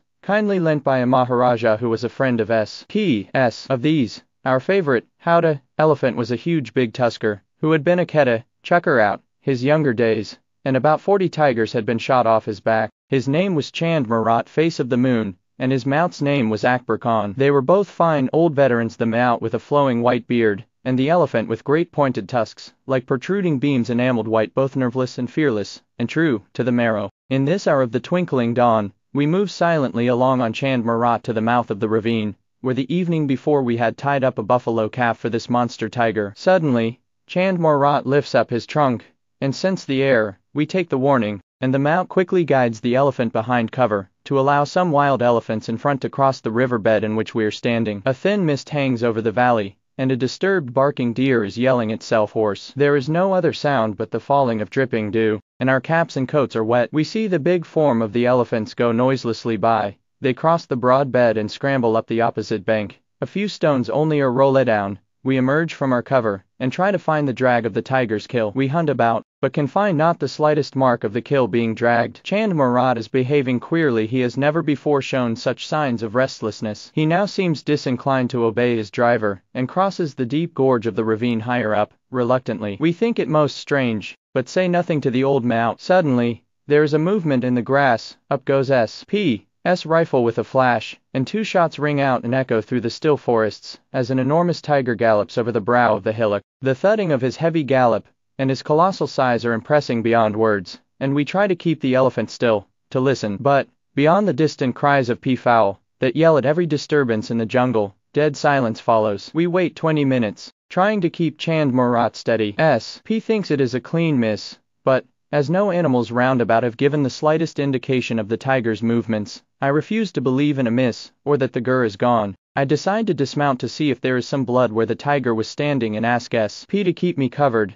but he won't hear of my going alone, and we try to get down together. But, to our astonishment, the elephant refuses to sit down. The Maut forces him with his iron weapon, and he trumpets in a rage. He finally makes a half attempt and, with the Howdah, at a steep incline, rolling like a ship, we scramble off and jump to the ground. But our rifles, Akbar Khan cannot hand them down to us. He has lost control of the child. We shout to him in desperation, but for some unaccountable reason, Chand Marat, the staunchest of elephants, turns and bolts in a panic. And horrors, behind us, we hear that heavy thudding gallop again, and we see the huge GE, having apparently taken the disturbance for a threat, returning over the hillock to fight for dear life. We turn sharply together, armless and helpless, to face the hillock and the savage monster that has crashed down in the grass barely 20 paces in front of us. We have turned just in time to stand shoulder to shoulder and to freeze like statues, though right in the open before him. We know nothing can save us but successful jungle deception, the practice of wild animals, and we do not move a hair's breadth. The brute is so close that we can see the vital blood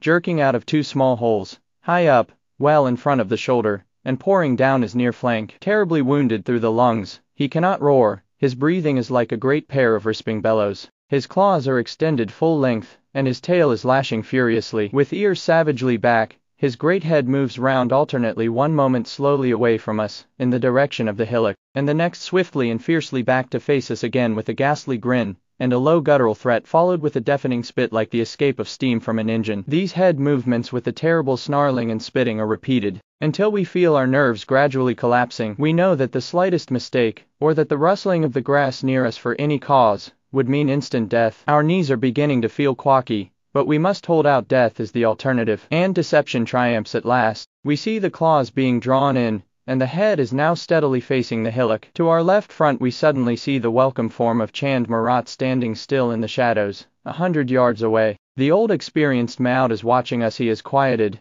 and brought back the elephant, and from our frozen attitude he knows what is wrong, and makes no mistake. Suddenly, the great monster lurches up, and gallops back over the hillock. Slowly we retreat rearwards, step by step, and the elephant is brought round to meet us. We are on the back of Chand Marat again, and our rifles are grasped in deep gratitude. It seems as though we have passed through an eternity of agony, but it is still morning, and the golden sunbeams are darting through the trees. S.P. and I are around that hillock looking down on the dead ledge with his paws up, and the whites of his eyes showing. The monster is sprawling on the broad of his back. I tell S.P., however, that I do not like his unnatural appearance, and advise him to make certain with another shot, but he thinks the skin will be spoiled, and we decide to throw some empty cartridge cases to see if there are some signs of life. The cases are thrown and we curse our stupidity. Like a flash of lightning the monster is between the elephant's legs. We fire 2 shots, but his movements are too rapid. The tiger's great claws tearing the elephant's thighs on the inside of his hind legs. Chand Marat,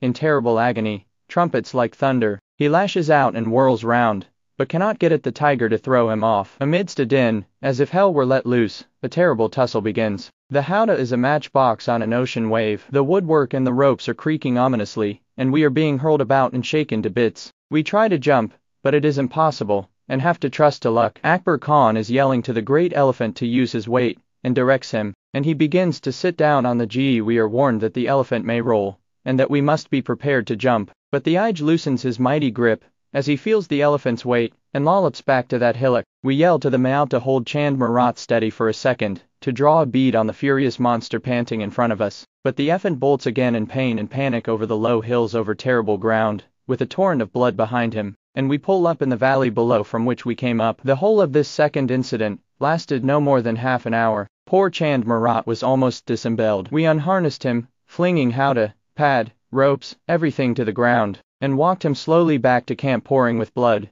We could do nothing more, while we followed behind on foot. 2 hours later, on fresh elephants, we were round that fateful hillock again, and found the dread monster lying for a second time, on the broad of his back, again showing the whites of his eyes. We took no more risks and put 2 bullets into his head simultaneously. He was a magnificent specimen. Lying on the spot, he measured to ft6, and from the tip of the nose to the tip of the tail. We heard of the death of old Akbar Khan, the Maut, some months afterwards. He must have died of a broken heart. The shock of his child's behavior, in whom he had implicit faith, must have haunted him and cut short the remaining days of his life. Chand Marat almost succumbed to his wounds too, and it took him several months to recover. In another story, saved from a rogue elephant, a male elephant was seen at close range, by Knowles and a friend. The rogue had encountered a large male tiger, and he had been badly wounded in the fight with no winner. Pages 195-201.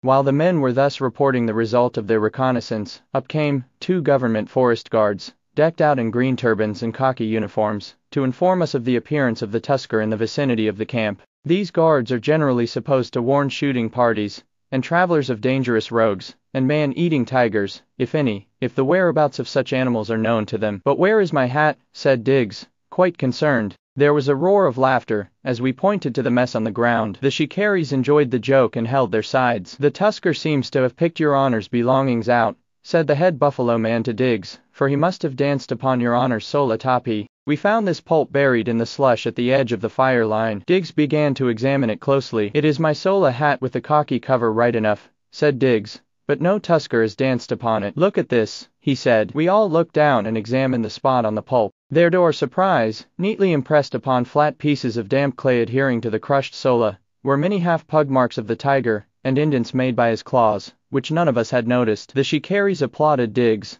and said there was no shikari in all the world like himself. The pug marks of the hind leg, too, said Diggs. Do you know what happened? He inquired. Not the faintest idea, we said. Well, he went on, I'll just explain. The pulp is the shape of a roly-poly pudding. It has been rolled in the slush under one of the tiger's hind legs. What happened was that the tiger and the tusker must have come into contact when the latter rushed towards the spot where the tiger roared so close to us. My hat fell at the edge of the swamp, practically in a line with the animals. In a fight between a tiger and an elephant, the latter is forced to back, which he does, swinging from side to side, as the tiger's frontal attacks are made with the objective getting in between the elephant's legs, from one side or the other, or inducing the elephant to turn and expose his rump, when Stripes would be on the top of him like a flash of lightning. The tiger must have made the tusker back to the fire line, beyond my Sola tapi, which brought the former directly on the top of it, and, in his movements of attack, the tiger crushed up the hat as you see it. It must have come under his hind legs, as the tiger darted backwards and forwards, rolling up the pulp like a pudding. Had our elephants last evening remained calm and steady, we should have witnessed something of the fight in the dark.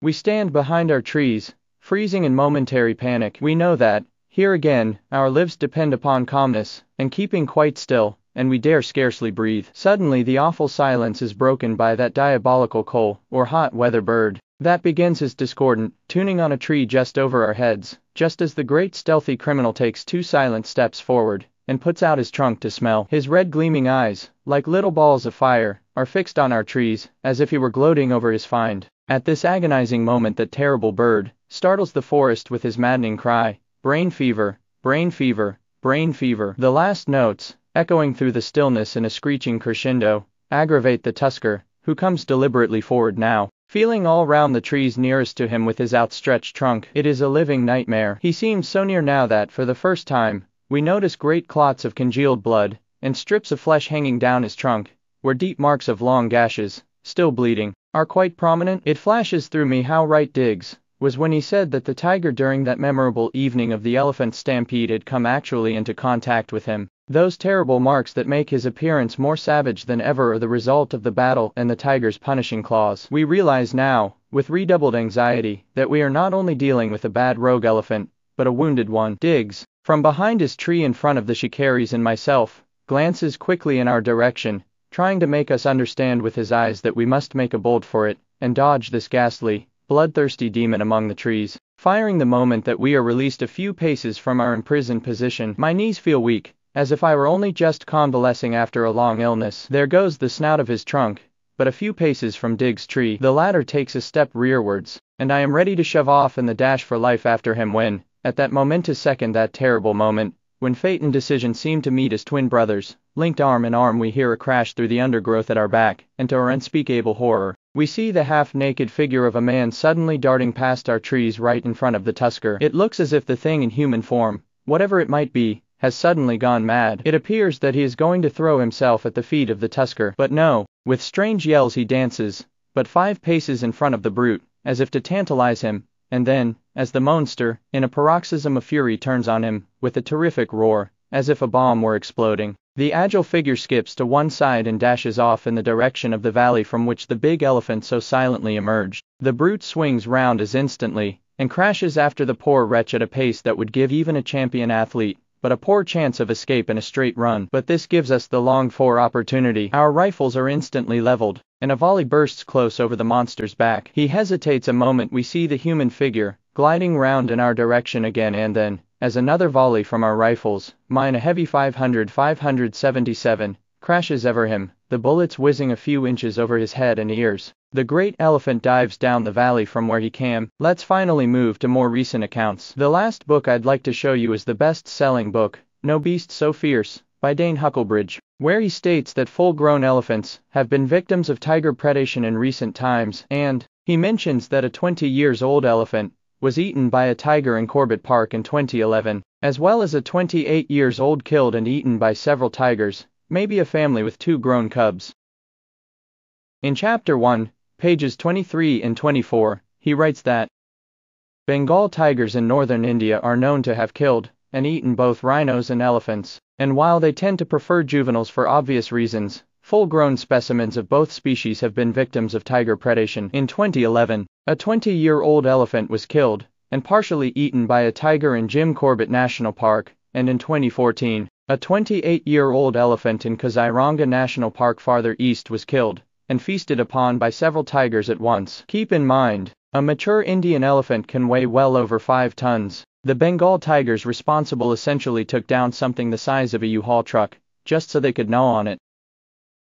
After a little research I found the news he was talking about. Here we go.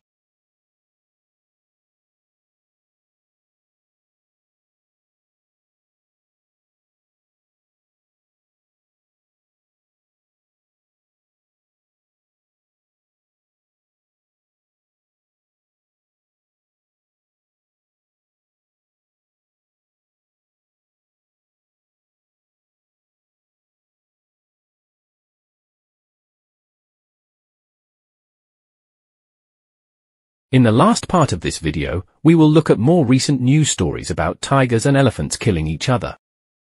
However, as reports of elephants killing tigers are very rare, I would first like to show you a famous report from 1904. It is about a fight to the death in the Colosseum of Hugh Citadel. It is important to know the context, because this was the last of a long series of fights to the death between tigers and elephants in this Colosseum. Let's take a look. A unique, yet rarely visited monument in Hu's ancient citadel is H. Quinn Arena, a stadium where tigers and elephants once fought till their last breath for the royal family's entertainment. While one might expect this to be a fair fight, the elephant's victory was nearly assured as the tiger's sharp teeth and claws were removed before each battle. This edge was likely given to the elephants due to their royal favor, earned for their role as tools of war. In addition, tamers sat atop the Goliaths to direct them. That being said, both animals could put on quite a show. Before H. Quinn was built, these clashes took place in open fields, the most gruesome of which occurred under Jia Long's reign and featured the massacre of 18 tigers by 40 elephants. During this battle, one of the tigers pushed a tamer off his elephant who was then crushed under its weight.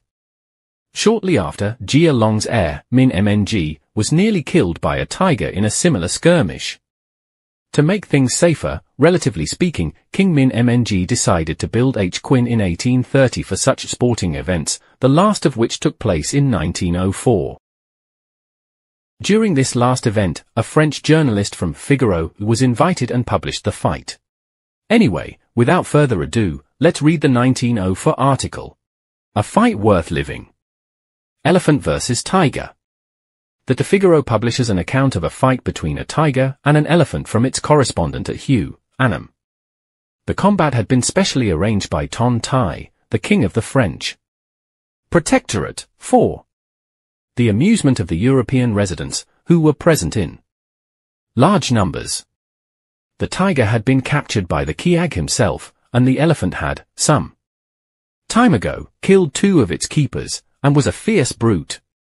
Excited by the shouts of the mahouts, the elephant took the offensive and rushed upon the tiger, which, however, sprang aside and leaped upon its adversary's back. The elephant, by a sudden movement, shook the tiger off, and then, lifting it with its trunk, hurled it against the iron fence of the arena. On rising, the tiger fastened its teeth in the leg of the elephant, but a moment later had the life crushed out of its body by a terrific blow of the elephant's foot. It is not known how much of the story of the Hugh Colosseum was known to the journalist, but he claims to have seen the tiger's teeth. Perhaps on this occasion only the tiger's claws were removed or dulled. Probably the claws were removed because the tiger did not try to scratch the elephant's trunk. This is interesting because, as we have already seen, the elephant usually tries to use its trunk as little as possible when fighting a tiger, as it is one of its most vulnerable points. Anyway, let's move on to more recent times. Here are some photographs taken at the 1995 annual elephant polo tournament in Nepal. In particular, there is a photo of an elephant wounded by a tiger.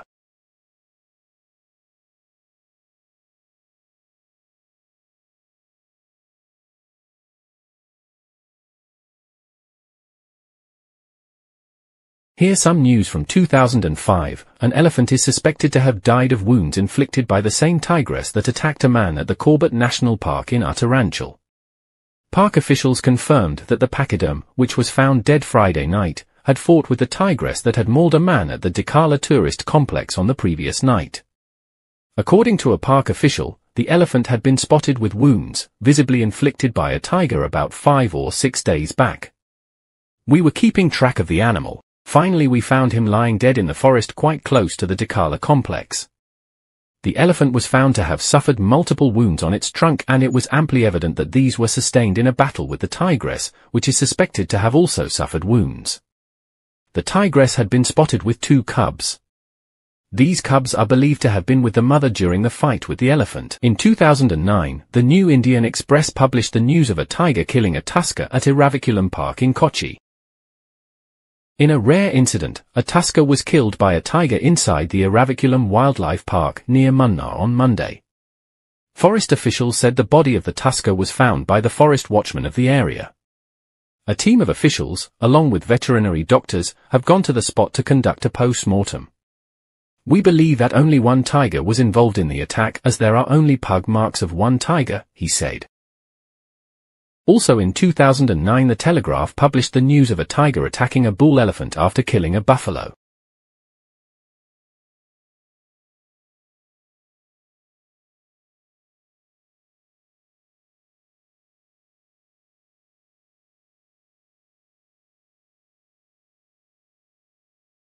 In 2011 we already seen the news published by The Hindu about a tiger killing a 20-year-old elephant.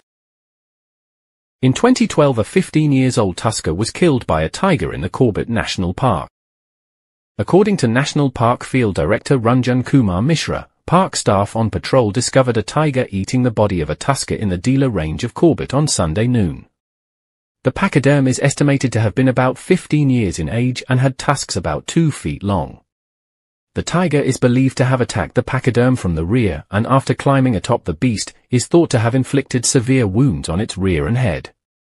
Apart from the back and head, the hind legs of the pachyderm had deep wounds and the ears of the elephant had been eaten. Considering the wounds on the elephant and the condition of the location where the body was found, the pachyderm is believed to have struggled hard against the tiger before being finally killed, added Mishra. The same year a young male tiger also made it to the news for charging at the elephants of a research team.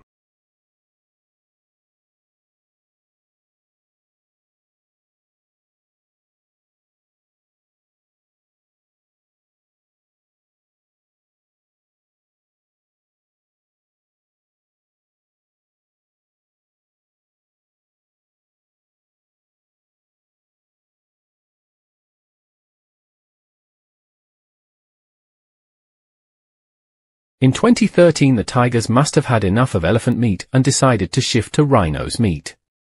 Bibhav Talukdar, who chairs the International Union for Conservation of Nature Asian Rhino Specialist Group, said that a tigress rearing its cubs can kill a rhino as the feline need not go far from its cubs. Though rhinos are mighty, a single adult tiger can kill a rhino. In Corbett there have been incidents where elephants have been killed by tigers.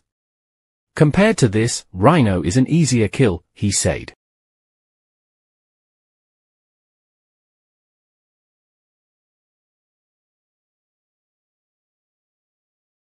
In 2013 a tiger killed a 7-year-old tusker in Silent Valley National Park.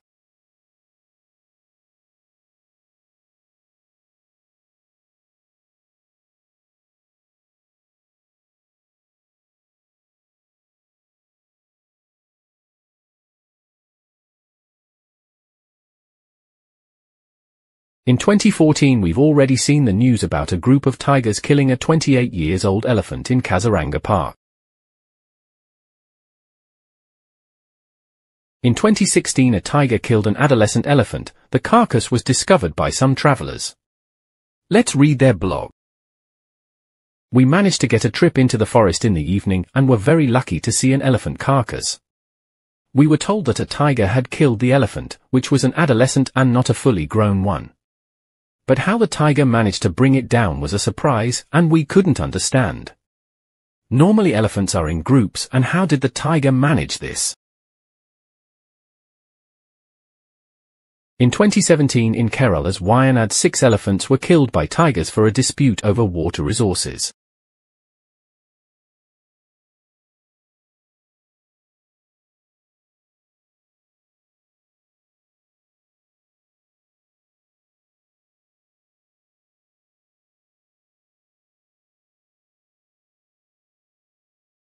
Also in 2017, a 20-year-old male elephant died from the injuries inflicted by a tiger. Let us read. The carcass of an elephant has been found in Corbett Tiger Reserve. It is believed that this elephant died after being wounded by a tiger. Deputy Director Amit Verma reached the spot and inspected the spot. The body has decomposed as it is 15 days old. His age is estimated to be 20 years. The elephant death is not suspicious. He told that the tiger has eaten the back leg of the elephant. It is believed that the elephant has died after being injured in the tiger attack. In 2018, a 20-year-old female elephant was found dead inside the reserve forest at Uliu.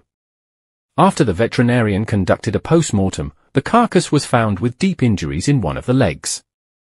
The animal was not able to walk long distances, preventing it from collecting enough green fodder. We have also found tiger pug marks in the area. There is a possibility that the tiger might have attacked the weak elephant. Its trunk was missing from the carcass. In a recent study undertaken by the government officials in Corbett National Park, tigers are killing elephants, particularly the young ones. The study collected data from 2014 to 2019, found that around 21 elephants, 9 tigers, and 6 leopards died due to infighting and clashes. Of the 21 elephants dead, 13 were killed by tiger. Meanwhile, no tiger was killed by the elephants.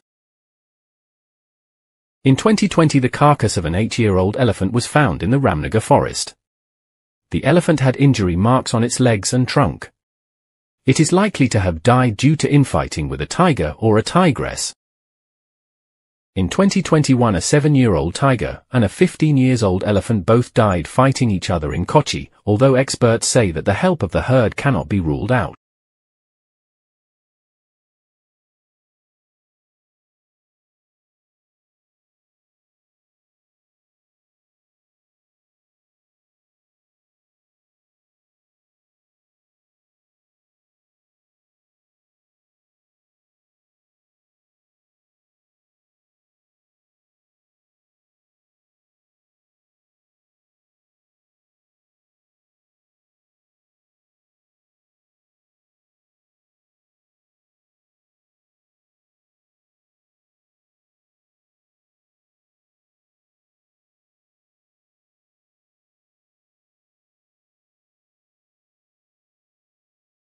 Also in 2021, a 10-year-old tigress was killed by a herd. In an incident that has left many flummoxed, a carcass of a young 10-year-old tigress was found in an elephant corridor in Wayanad. WTI's field officer Shojan M.A. was part of the expert committee formed for the post-mortem of the tigress that revealed evidence of a fight with a herd of elephants. Tigers are known to prey on elephant calves, but this was a rare instance when a tiger was ostensibly killed by elephants. There were no external injuries, and the reason of the death was due to abnormal rotation of the head, dislocation of the atlanto-occipital joint, and rupture of the spinal cord. A tiger will generally avoid an altercation with an elephant herd, but this wasn't the case here. India's 30,000 elephants and 3,000 tigers coexist with its 1.3 billion people in rapidly fragmenting habitat that brings in conflict situations. Despite these two animals being flagships of wildlife conservation in the country and sharing the same space, there is little room left in the corridors that we are fighting to protect. Finally, in 2021, a protective mother elephant died from injuries inflicted by a tiger.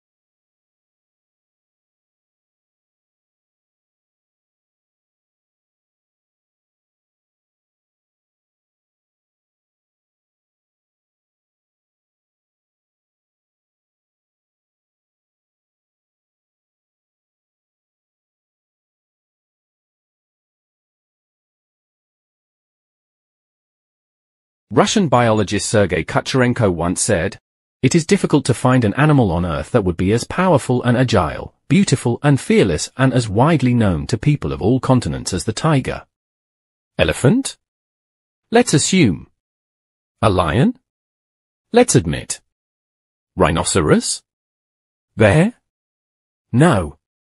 Without belittling the merits of the giants of Africa, the elephant and the lion, there is reason to say, after all, the tiger attracts the closest attention and burning interest to itself, and it is he who should rightfully wear the crown of the king of beasts. How much truly monstrous power is in him, harmoniously combined with grace. Among animals, he is an intellectual, a brave, and even a knight. And hardly anyone else has such bright, beautiful and at the same time so practical for an inveterate and experienced hunter. We finally came to the conclusion of this video. I'd like to give a big thanks to all those channels from which I gained that amazing tigers footage. I hope that tigers will instill confidence in you and transfer their bravery to you. Remember, tigers are ferocious and courageous animals.